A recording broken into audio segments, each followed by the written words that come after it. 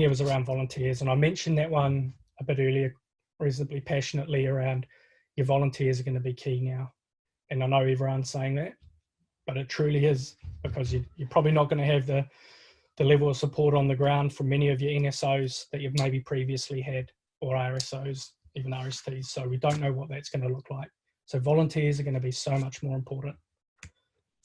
I mentioned this earlier, celebrate your volunteers now.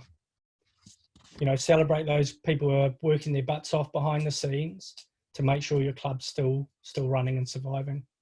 I think that's the most relevant content. I talk loads about bite-sized volunteering, and this isn't a new concept for most of you, I'm sure, listening in. And we've talked about it for years. How can we, you know, break it up into smaller tasks so we can engage more people?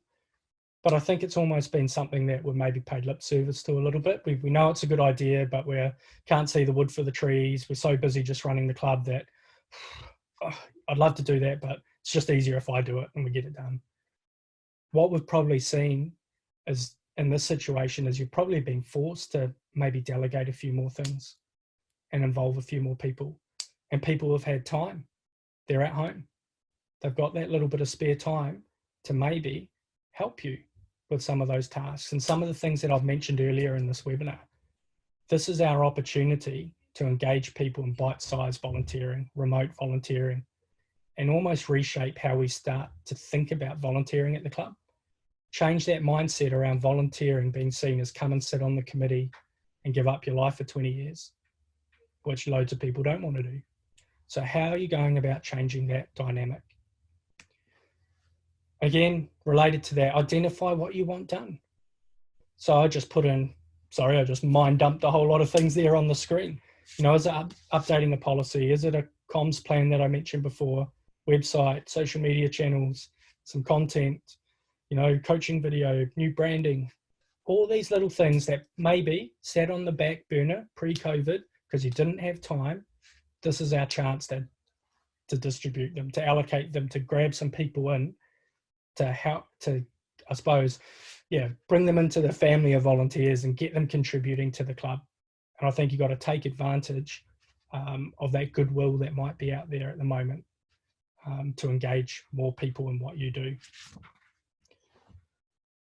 Related to that volunteer management plan, if you're going to start doing that, I think we've got to start managing our volunteers a little bit more structured. And again, we've talked about this for years, but for most clubs that I work with, it's still pretty ad hoc. You know, it's still reasonably, you know, Barry does that, Jill does that, Sophie does that, you know, and crack on, get on with it. And we don't really check in with them too much until it goes wrong.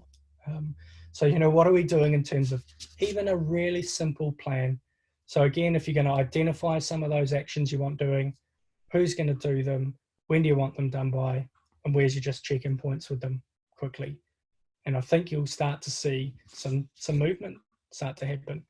And if you want to be really savvy and smart, you know, there's loads of those project management tools out there, you know, whether it's Trello or Monday or Rosterify is a volunteer specific one. You know, so if you're savvy in terms of those things and you like those project management tools, or you might use it in your own professional life, great opportunity to use it at your club as well, and transfer some of those skills to make volunteering a little bit more structured. Here's a crazy one. What about a chief happiness officer? It's a bit out there, but why not? Again, your people are going to be more important than ever. How often do you really check in with your people and your key volunteers and make sure that they are happy, everything's on track, they've got what they need? I think that's a great volunteering position for a club. Someone who doesn't want to be on the committee, but a great communicator, is really bubbly, love talking to people, can give people a bell and see how they're doing. You know, what's happening, how you're getting on with your, you know, the comms plan you're helping us develop. Do you need any support? That person who just helps tick it over.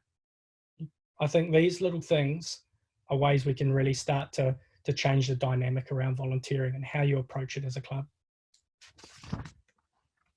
Last thing there, for me, it's really a chance for new blood as well. And I hope that you don't waste a good crisis, you know, that little quote that's you hear lots at the moment. But I truly believe that, you know, people are probably going to be more willing to maybe put their hand up if you need some help with these unique circumstances.